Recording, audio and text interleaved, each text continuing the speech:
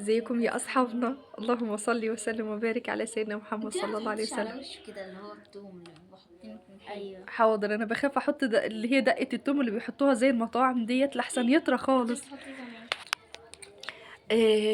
طب مش نقول لاصحابنا ازيكم عاملين ايه؟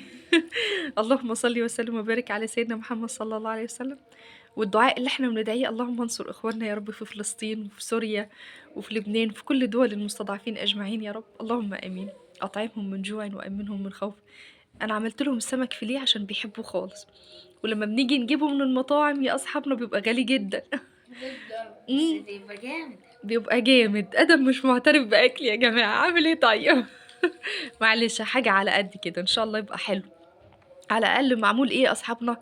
معمول في البيت، صح يا حبيبه؟ وكمان معاه خس اهو، واخوكم جرجير مستخبي تحت.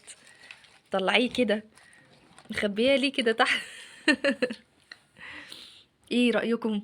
طبعا اللي بره هيقول لي احلى ادم بتاع المطعم، احلى يا ماما. هو عايز اللي هي اللي مش عارفه اقولها لكم ايه، اللي هي التومه دي اللي بتترش كده يا اصحابنا على الوش كده في المطاعم يعني. ان شاء الله هعملها لكم. بص حبيبه قعدت نزلت تاكل من غير ما تروق الكنب، انا بشتكيها لكم يا اصحابنا. قلت بسم الله الرحمن الرحيم. بصوا والله يا اصحابنا سمك حلو وجميل، هو طري خالص من جوه وكان بيبقى مقرمش كده من بره.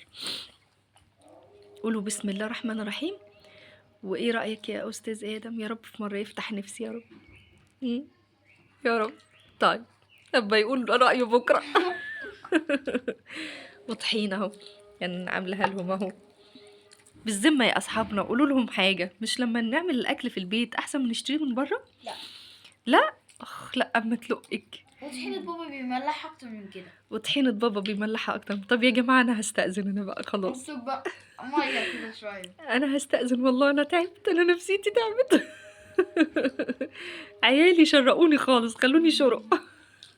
طب خلاص معلش يا اصحاب، اتفضلوا انتوا معانا يا اصحابنا، وبلاش هم ياكلوا عشان دول ما بيقولوش ابدا. انت وقولي رايكم. دوقوا انتوا، تعالوا انتوا يا اصحابنا، زي ما حبيبه بتقول دوقوا انتوا وقولوا رايكم. والله يعني مفيش حاجه حلوه خالص كده نقول الحمد لله طيب، ولا كتر خيرك يا ماما، ولا اي حاجه. والله اللي مش هيحمد ربنا ده هحط له قرن الفلفل ده في عينه مش في بقه. يلا يا اصحابنا اتفضلوا معانا، وما تسمعوش كلامهم.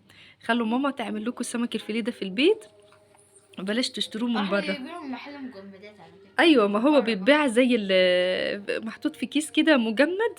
وانا استنيته لغايه اما يعني الفك التجميد اللي فيه، ورحت تبلته وعملته. يلا هو ده قولوا لا. بيتبل كمان. اه، انا عملت